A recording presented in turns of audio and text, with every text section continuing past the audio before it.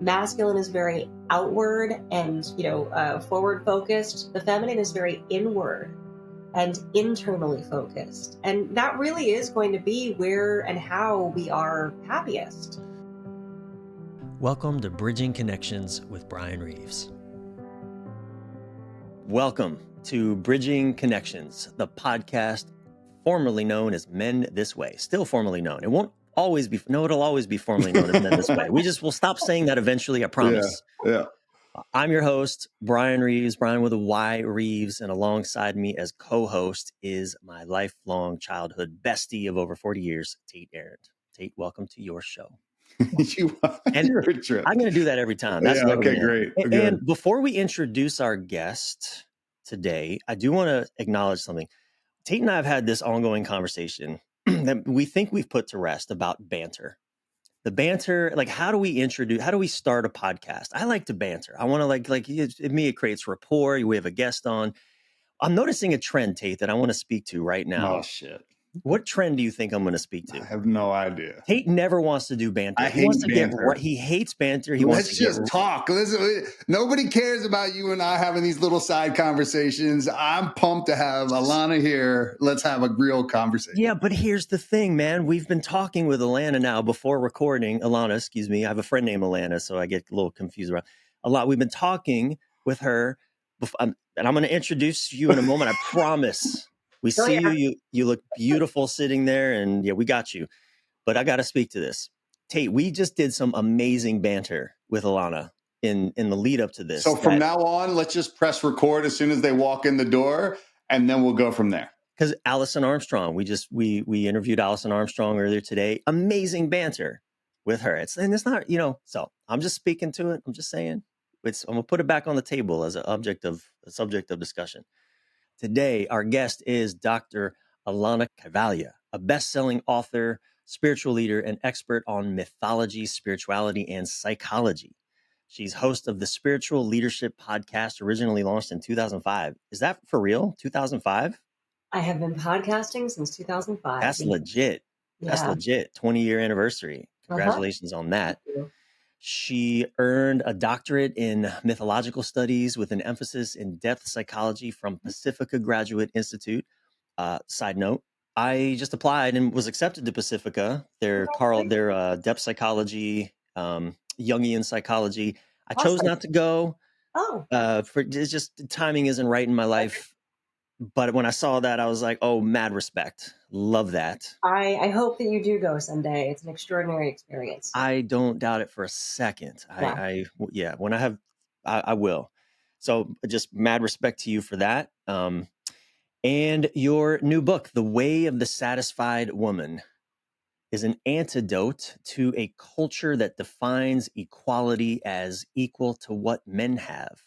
It's a call for reclaiming the extraordinary balance of the feminine way in both the life of the individual and the wider world. So welcome to the show, Alana. We're glad to have you. Thank you. It's a pleasure to be here. Tate and I, I've been doing this show since 2018, which now just seems like nothing to your 2005. Good on you.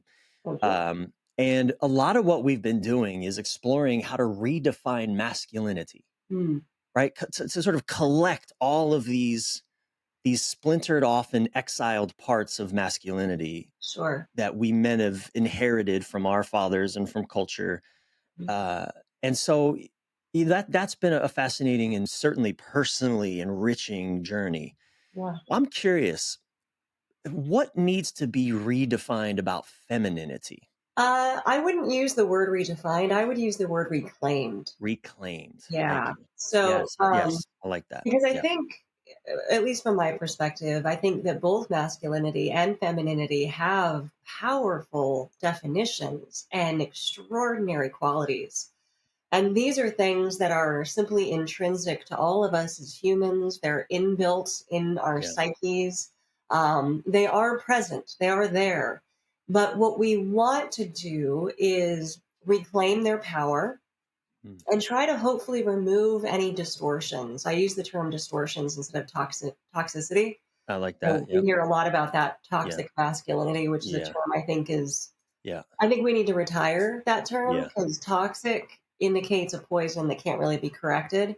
Whereas a Mm-hmm. distortion, you just remove the distorting factor. Mm. And a lot of the energies that come through both masculinity and femininity, they can have a distorted quality, but when you return them to their original nature, they become powerful, they become enriching, they become Mm. connective.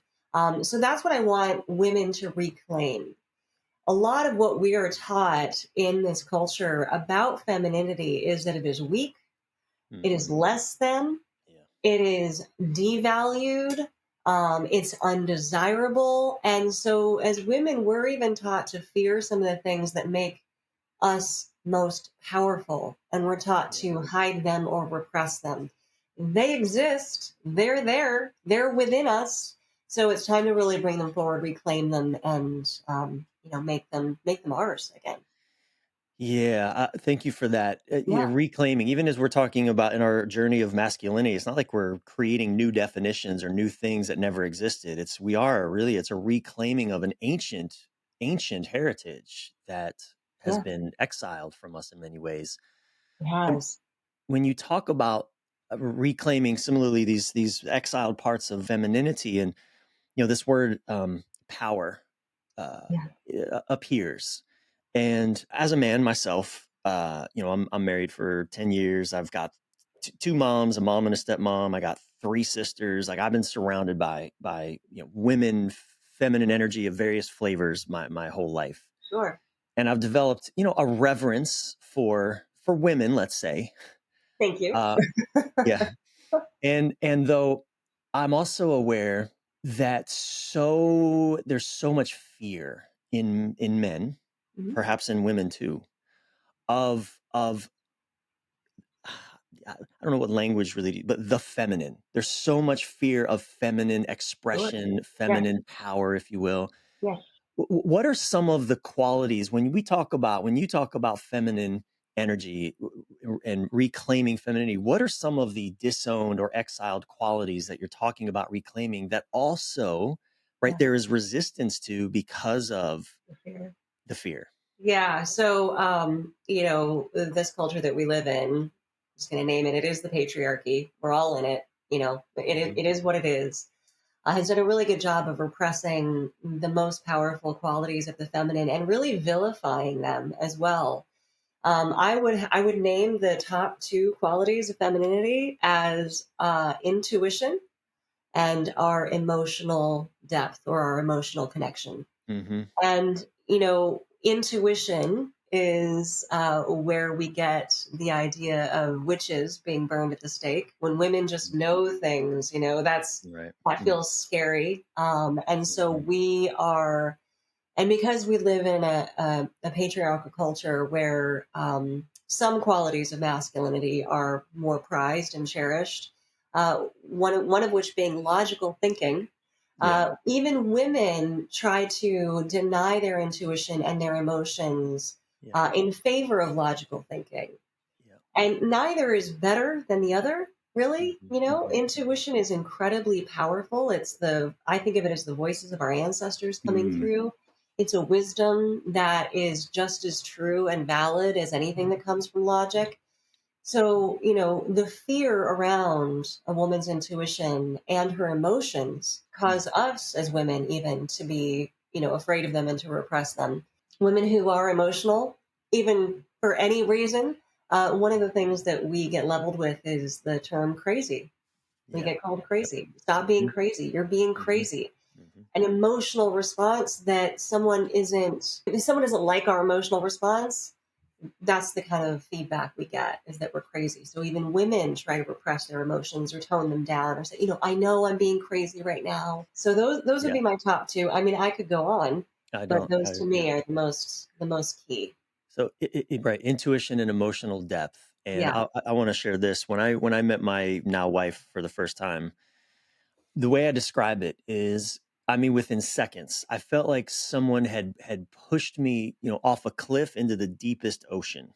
She was intoxic. I was intoxicated in a way that was unusual for me. And as I got to know her more, part of how I understand that now is her emotional depth. Mm. Her capacity to feel. Hmm. And I will also say, it is witchy, some of the things that she knows about what's going on sometimes. And I'll use this lazy language, but my best girlfriends, by which I mean the ones that I couldn't get away with, adolescent bullshit with. Yep. Oh, they knew shit that how are you seeing what you see? 100%. That's right. My wife too. It's a gift, and I can see, and what I'm also, just even appreciating in this moment is, which I think contributes to the resistance that a lot of men especially put up, is it's inconvenient a lot. Yes. Because it doesn't allow us to get away with our adolescent bullshit. Right. The ways in which we don't take responsibility, we don't own our part in things. Right. It becomes a mirror for things. I mean, and it does for us too, right? If we're honest with ourselves, for women, our intuition can also be a mirror for us. Our intuition is often telling us to get out of situations that, we want to fight for or try to stay in, or that society is telling us that we, should stay the course. But our intuition is screaming, no, we need to change. One of the features of femininity is a much greater comfort with change, and masculinity has a little more trouble with that. But that's not bad, because masculinity is great at staying the course, being very directed, getting shit done, reaching the goal. And we definitely need that energy, but sometimes that course needs correction. And the masculine won't necessarily want to correct the course because it's so good at that forward motion and direction. But you know what? Sometimes it needs to change. And so there is always going to be this tension between masculine and feminine for that reason. The feminine doesn't have necessarily all the time that really forward charged motion. But, conversely, the masculine doesn't necessarily have the ability to shift and change and go with the flow. So both of these things are required. I really love what you're sharing here. It's actually reminding me. So when my mom and dad moved to Columbia, Maryland, when I was 2 years old, my mom promised my dad, this is the last time that you're going to have to move. And my dad held on to that as like a stake in the ground that I'll never have to move again. And he's since moved 2 other times, but he reminds both me and my mom and my sister, she promised me that I wouldn't. And look, now they're living 20 minutes away, and I think he's happy about it. And but thank God for the both energies here, right? The stay the course, and let's mix some shit up and have some fun and live a different life than the one that we and respond to what's actually happening. So I love that. And that tension is beautiful and necessary, right? Yeah. And if we can kind of accept that both are beautiful and necessary, maybe it makes it easier on both parties to relax into those tendencies and energies and realize that they are better together. Right? They are better when they work together, when the masculine has a sense of cherishing of the feminine and is responsive to her needs, and when the feminine has a sense of respect for the masculine and his direction and decisions. Right? That's where that tension becomes beautiful and creates great partnerships between people. Yeah. Let's talk a little bit about success and satisfaction. Yeah. Because, even I'm thinking of the story Tate just shared about his dad, and about also how, the feminine being can be inconvenient to the masculine's ambition, let's say. Yes. And, we live in a world that overwhelmingly prioritizes the male masculine version of success as the standard. And which, in my just simple observation of it, it's like outcome. If I get the outcome I want, I've succeeded. Right. That's simple, really. It is good outcomes, better and better outcomes. Yep. Almost doesn't matter how we get there. No pain, no gain. If it doesn't matter how I feel about it or how anyone feels about it. I'm former military. It was that I was an Air Force for 10 years, and I was taught, it was literally drilled. Well, not literally, I suppose, but it was drilled in the military sense into me that it doesn't matter how you feel. The whole fuck your feelings thing. Get the outcome done. Yeah. What is missing in this for women, and how are you reconfiguring this? Right. So I mean, you stated it perfectly, essentially, that success is key, and we are all very much trained to want to drive for success and keep up with the Joneses and hit those benchmarks and all of that. And even me, I fell prey to the same thing in my lifetime. I built a business that was wildly successful by every benchmark you can Mm-hmm. imagine. And Mm-hmm. I can't even explain to you how unhappy that made me. I don't think that success is necessarily a feminine value. Okay. All humans can be successful, and all humans have both masculine and feminine in them. So I'm not discounting any of the women who are like, nope, I want success. I want that goal. Great. But let's talk about something a little bit different, which is satisfaction. So success being that masculine kind of get it done at all costs, which is great. We love that drive.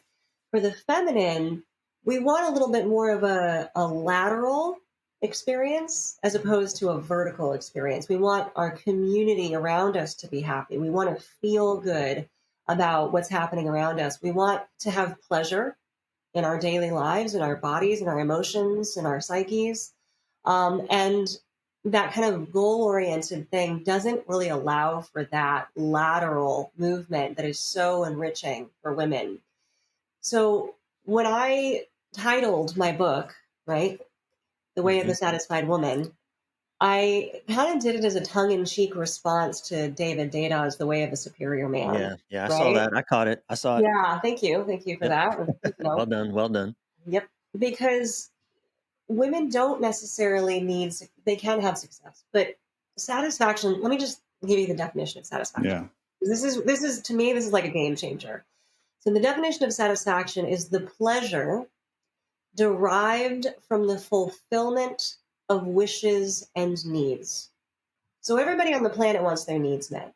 That's Yep. basic, right? Getting needs met means that we're safe, we're secure, we're okay where we are, we're happy, we can live and we can thrive. But people on the planet also want their life to have meaning, and that's where wishes come in. So wishes and needs being met is an ongoing process. There is no end goal. Wishes and needs can change over time, so you kind of change as they change, as they grow. And the feminine is all about pleasure. Okay, the feminine runs pleasure through her body, and when the feminine feels pleasure, everyone around her experiences it as well. So She, there's a very she holistic. radiates, literally Yes, radiates that pleasure. yes, exactly. It's like yeah, I'm sure you guys know the saying: "If mama ain't happy, ain't nobody happy." Mm. Right? And when I say mama, there I mean all women, all feminine women. When the feminine is feeling pleasure from the fulfillment of her wishes and needs, it's not just about her. She will only feel pleasure when everyone around her is also experiencing that pleasure. And oftentimes, the drive for success leaves other people out, right? You succeed at all costs, and that often means at the expense of others. Hmm. The feminine, that will never work for the feminine, right? What I also noticed, just what leaps out to me too in this conversation, is that the drive to success, to outcome. I Mhm. mean, look, let's be honest. Most men aren't really that happy in that pursuit either. It's not like we feel great in it. When Tate and I talk about this a lot. I mean, we Yeah. incorporate this into our work. We don't even celebrate when we do No, achieve or get the just outcome. move the goalpost further. Right. Yeah, what's the next thing I got to be on to? And so, I see this pattern so much, like to what you're pointing at. Yeah. It's interesting. My wife, her ideal day begins with sleep. And then it graduates from, like, her ideal day, she'd get up, maybe she'd take a bath. I She'd love her have already. her She's so great. coffee. She would, with friends, like she would be filling herself up with pleasure, with joy, with awe. My Yes. ideal day begins with work. It begins with get up. What do I got to do? Get it Right. out of me. Let's go. Right. With a little bit of coffee on the beginning, but just to keep you going. Just to fuel the outcome pursuit. Yeah. Right. Yeah. Yeah. And They're yeah, different drives. I mean, the feminine and masculine, they are just different, right? They are just different, and they're going to have different energies, intentions. Masculine is very outward and forward focused. The feminine is very inward and internally focused, and that really is going to be where and how we are happiest.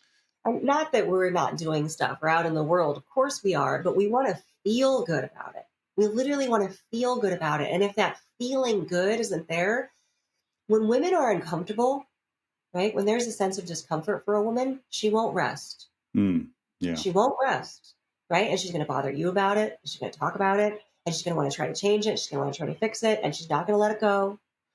So I worked with a lady many years ago. I think she was like a body worker. And she used to say at the start of our sessions, Alana, are you comfortable? And I'd be like, yeah.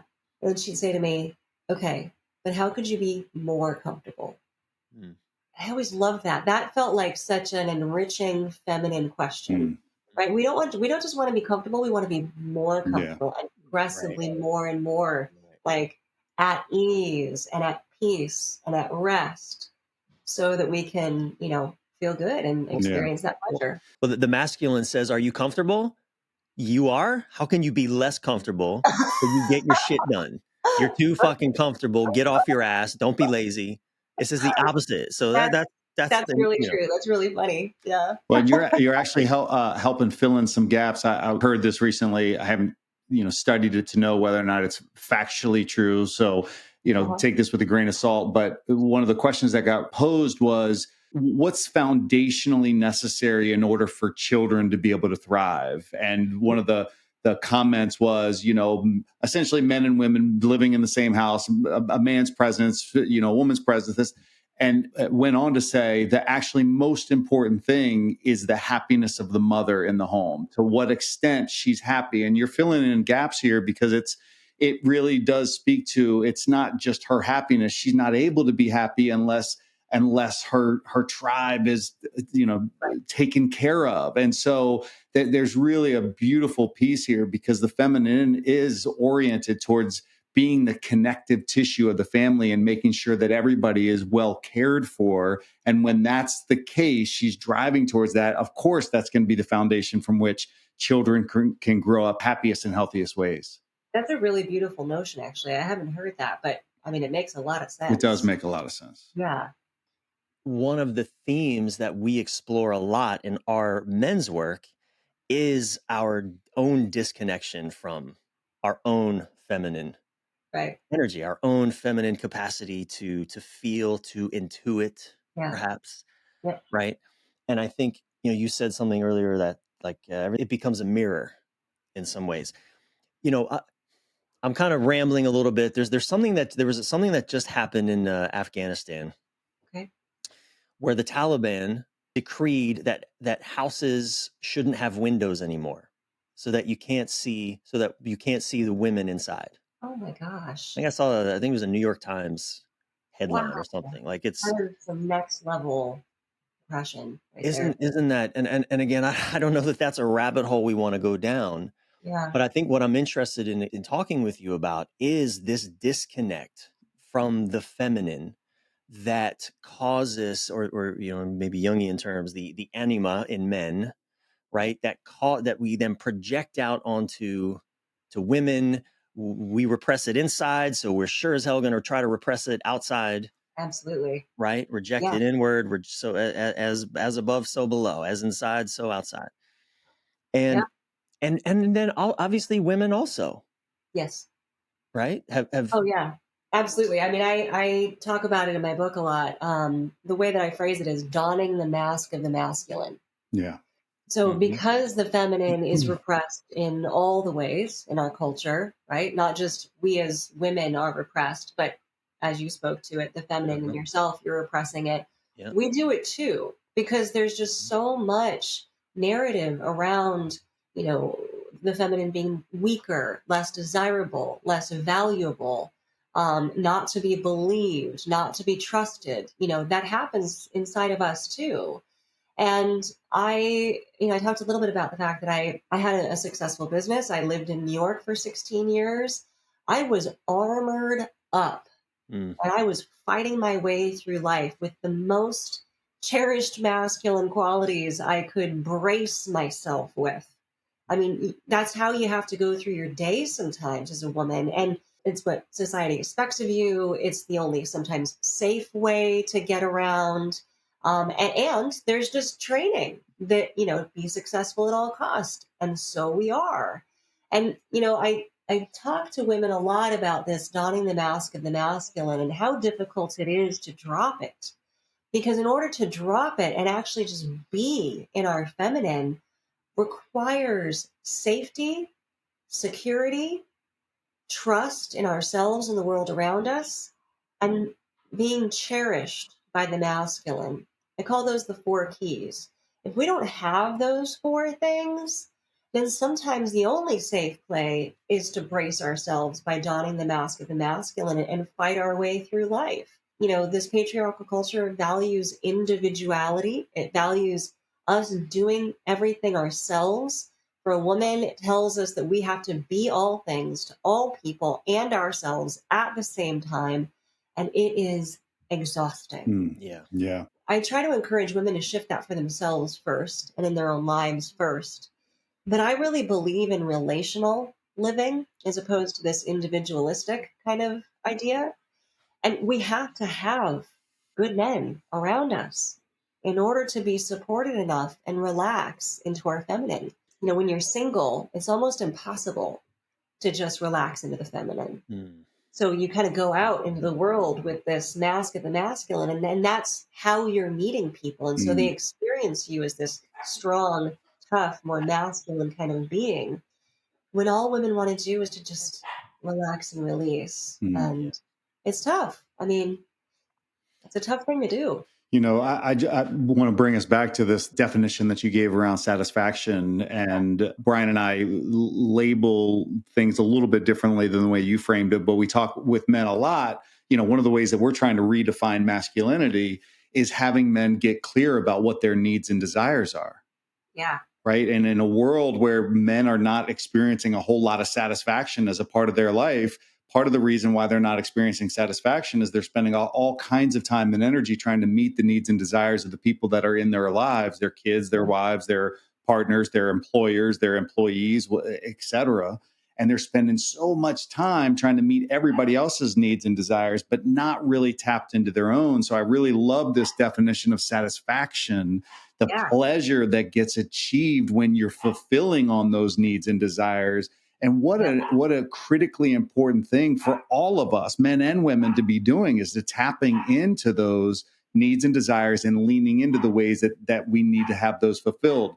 And to the point that you're making, in community with others that can help you do it, because the ability for men or women to be able to meet their needs and desires on their own is almost non-existent. Well, and we're not wired that way. As human beings, we're not wired for this DIY, individualistic aloneness kind of experience. It's prized in our culture, but it doesn't create happiness and joy. Right. And it certainly doesn't create connection. Right. We as a species have gotten where we are because of the power of empathy and connection. So without that, everybody suffers.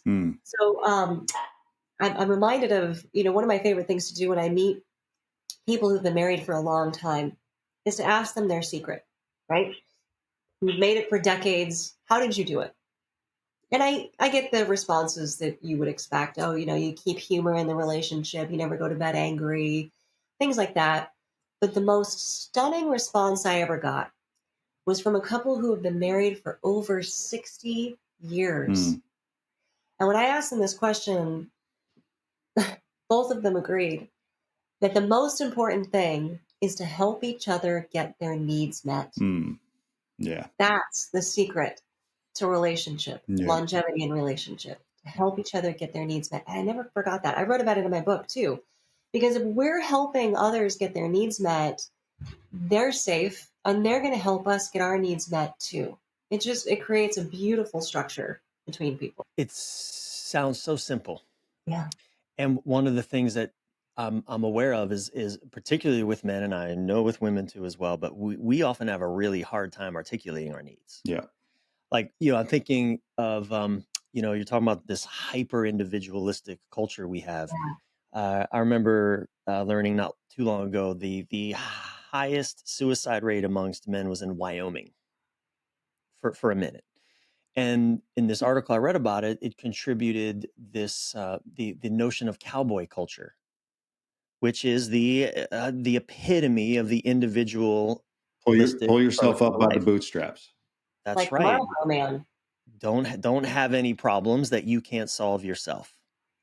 And Right. so, I think one of the questions that arises for me is, we're men, we work with men, we have our own approaches to feminine practice and getting in touch with exiled parts of ourselves and our ways. But I'm curious. I mean, what to a man listening? Yeah. What would you offer him? Because again, if I reject it in me, I'm going to reject it in her. Sure. That's how it goes. What can a man start to do to support, even in his own stuff, just simple things to begin to, I suppose, lift the repressive thumb he's got on the parts of him that he's also then rejecting in his partner? Sure. I mean, I think the biggest thing I would suggest starting with is listening to your intuition. Let's talk more about let's talk about, what do you mean by What does intuition? that mean? And by the way, I was just so enamored, I guess, with your description of that, which is like messages from your elders, the people that have come before you, your lineage. So talk more about that. I mean, the way that I think of it is in that same vein of the field of epigenetics, how whatever it was that your grandparents went through is written inside of your Mm. body and your DNA. When I talk about this with women, I like to think of it as our matrilineal ancestry, right? The voices of our grandmothers kind of coming through, whatever it was that Mm. they experienced or went through. Somehow we have access to that. Right? And I don't know exactly how to explain it, but I know that it's real. I know that we experience it. And when you hear that voice, you need to listen to it because no good has ever come from anybody overriding their intuition. When you know something isn't right for you and you do it anyway, you are going to suffer. Mm. So it's just like a life strategy for, not suffering or suffering Yeah. less anyway. And it's not always going to make sense. So I have a story um, about a moment of intuition for me that was incredibly poignant and powerful, which is it was last December, it was a year ago. And my beloved masculine partner rides a motorcycle. And I was writing my book. So he would take himself off for his motorcycle rides during the day so that I'd have time to write my book. So in the morning, we decided it was a writing day. He's planning his route and he's making me coffee as he does. And something in me just, it didn't feel right. And I didn't want him to leave. And he said, yeah, but we talked about this. Like, you have to write your book. Of course I'm going to leave. I said, no, I don't want you to go. Don't go yet. Can you make me another cup of coffee? And there was something in me that just said, don't let him go. And I didn't know why. And it didn't seem to come from anywhere. And then I got a text that my brother had committed suicide. Oh. And that's when I knew. That was my intuition, right? Providing me with the support that I somehow knew I was going to need when I got that message. Because had I not kept him in the house, I would have been alone when I got that message. I don't know where that message come from. I don't know why it arose, right? But I had to listen to it. And the result was that I got the comfort and support that I needed. So the thing about intuition is that it doesn't make sense and that we can't explain it. And that's the magic of it. That's the point. Because there's something bigger inside of us. There's some sort of wisdom that's trying to come through, and it is right. So when you align yourself with that, you are going to be living your best life. You're going to be on your best pathway. If you deny it, you're effed. I think, both Tate and I could tell the stories of meeting our wives and intuition, trusting in something that maybe didn't make sense at the time. Yes. Led us both down those pathways. There are just things that you can't explain, right? Like, Alana, I'm heartbroken for you and losing your brother in that that way. So first, I just want to say I'm sorry. And I'm also, it just really emphasizes how important it is for us to pay attention to our intuition around a myriad of things. And so I guess as a, just a follow-up question around this, how can both men and women lean into their intuition without, especially in environments where they might be dismissed or judged for utilizing that? How can we lean into that more and more and more? Well, I think that you need to start trusting your intuition. First of all, one of the like strategies wise that I recommend and use is when you get an intuitive message, it's going to come with some kind of feeling, right? You're either going to feel like a butterfly in your stomach or a tingle on the back of your neck, or there's going to be an event that happens when you get an intuitive message. The more that you trust it and the more that you follow it, the stronger those messages will come. So they become almost like fail safes, right? And you know that the moment you get that tingle on the back of your neck or the butterflies in your stomach, that's, then you go in that direction or you do the thing that it's urging you to do. And the more that you do that, the stronger it becomes within you, the louder it speaks. The more you ignore and repress your intuition, those messages are going to be less clear. So it's almost like using a muscle, and you want to strengthen that muscle and you want to keep following that. And honestly, Tate, I wish I had a better answer for you on what to do in environments where your intuition isn't being trusted. Yeah. The only thing I can suggest is to quit those environments, quit those people, fire them, right? I'm a huge fan of heavily curating your life and your existence to include those that cherish you and honor you and build your strengths. I mean, you can't do it all the time, right? There are obviously going to be people who, when you have an intuitive hit, go, well, but wait, why? Explain that to me. What's the logic behind that? And you may not be able to explain it. And that's not going to be satisfying to them. But it doesn't have to be satisfying to them.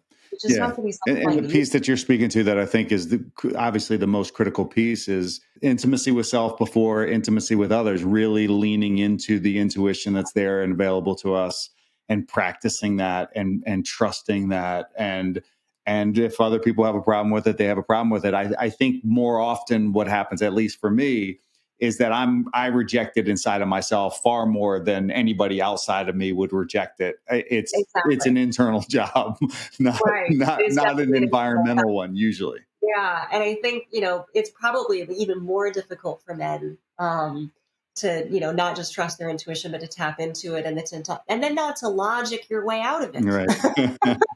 Right? Can we just not with a logic for a second? And rather, you can use that powerful logical function that is a cornerstone of masculinity to not just honor the intuition, but to figure out, how to go in its direction.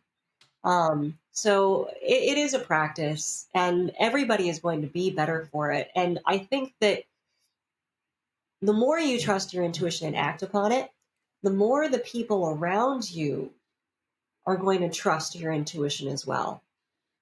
Right? So my masculine partner, when I have something now intuitively that I say, we're not going there, he just turns around. Right. He doesn't go there anymore. He's quite trusting of my intuition, which I'm very grateful for. One of the things you talked about earlier is just how spread thin women are. Yes. And I have in some ways, a front row seat to that in the sense that my wife, Elsa, was a marketing executive for years and years and years. And she actually developed a vocal disorder, in part, she thinks, for not using her voice. And driving hard masculine, work ethic in a masculine environment. And she now is a coach for women who are in the world of burnout. Yeah, well, that's pretty much everybody. Well, I think that's true. So, a lot of clients. What connections do you think that there are between burnout and this conversation of feminine energy? Well, I think that when women are not tapped into their feminine energy and are not deeply connected with it, the result is burnout. Hmm. It actually, the result of it is the feeling of being overwhelmed and being burnt out and not being resourced. So when they tap back into their femininity, when they're connected to their emotions and their emotions are being honored and listened to, when they're connected to their intuition and their intuition is being honored and listened to, when they're being cherished by the masculine around them, when they feel safe, when they feel secure, then they are nourished. They are well fed. I have a chapter in the book called Women Are Not Bottomless Wells. Hmm. There's this notion, and we're raised with it. We're very enculturated that, we are just here to give, right? It's like you can just continuously draw from us anytime you want. You can take from our bodies, you can take from our skill sets, you can take from our emotions, just take, take, take, take. Hmm. And women are valued the more they give themselves away. I mean, I guess I can make an argument that is actually a devaluation of women, but women are not bottomless wells. But when we are connected to our feminine, we become like a well, Yeah. right? And a well has a spring that feeds it, right, from inside, but it also needs to be tended to from the outside. The village can come and drink from the well, but not haphazardly, not all the time. They can't drink from the well and run it dry, Yeah. right? The well is there to provide this incredible sustenance, but it also needs to be nurtured.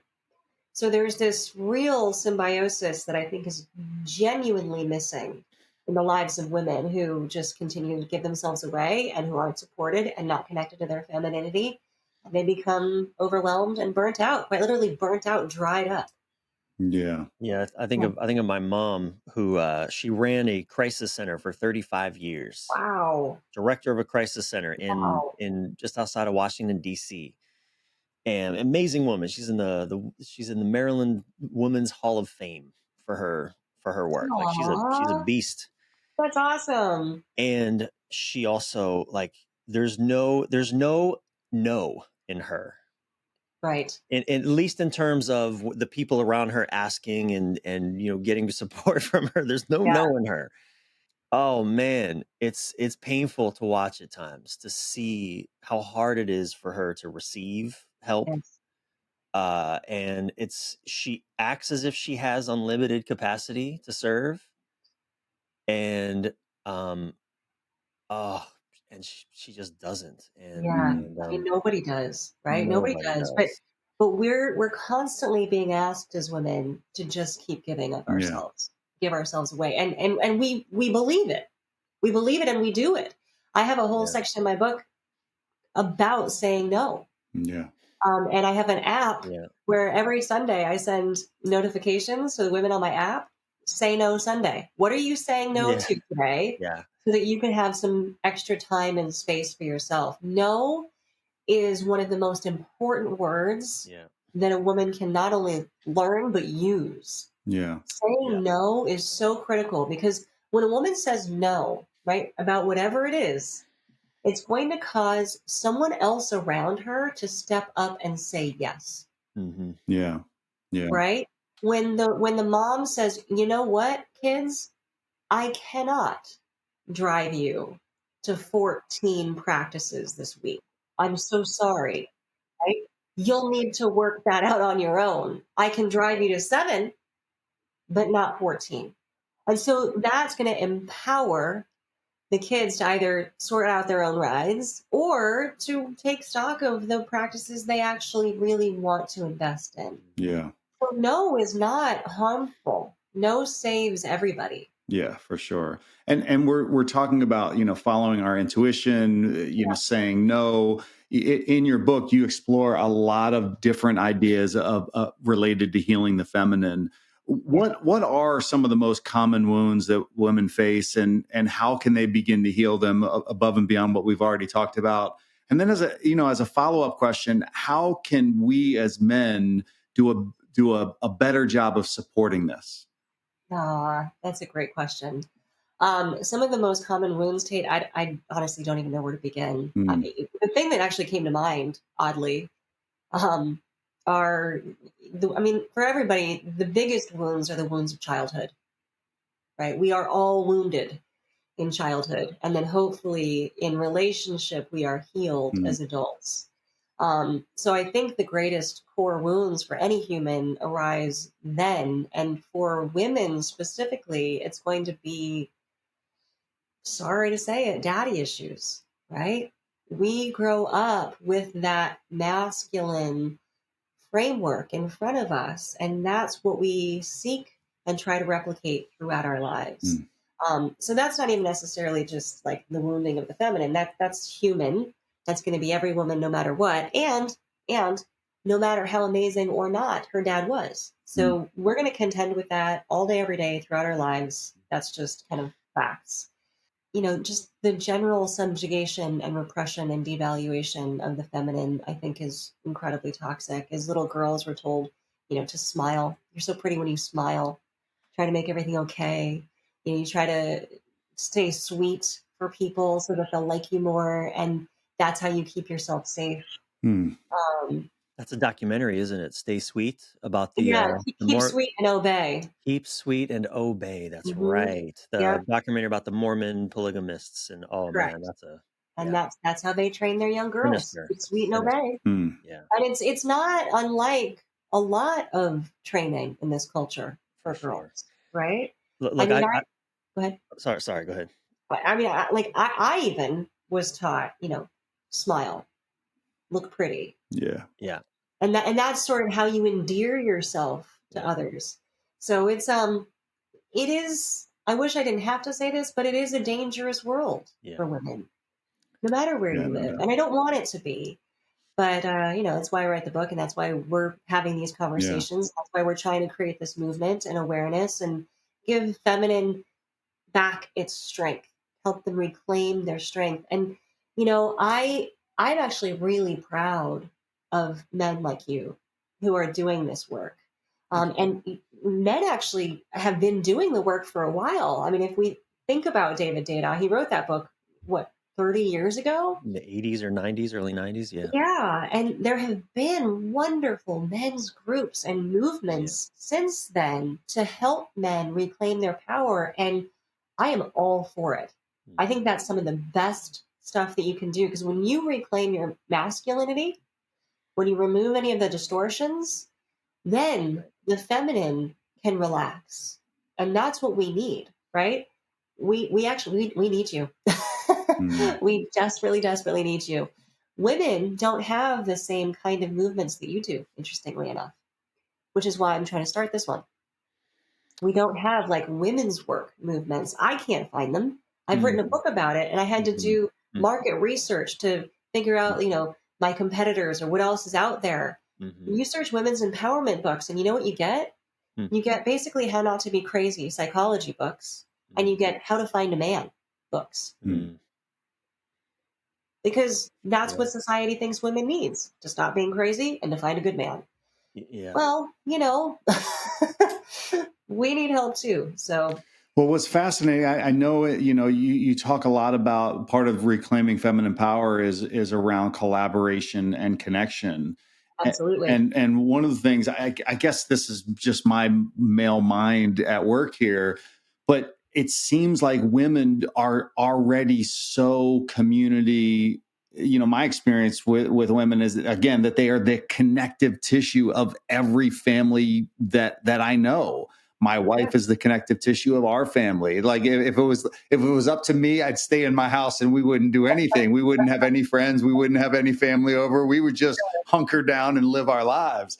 My mom is the connective tissue. My sister is like, the women tend to be the connective tissue. So in my mind, I'm like, oh, well, maybe the men's movement has happened because there's such a desert of connection and collaboration that lives in that space. But what you're speaking to is clearly there's still a need that's being unmet right now.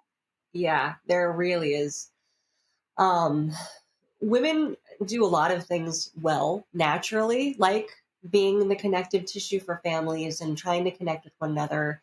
But one of the narratives we get as women is actually to fear other women, to see them as our competition for, whatever it is we need. We see women as competition in our jobs. And really, we see them as competition for whatever man or partner we might be interested in.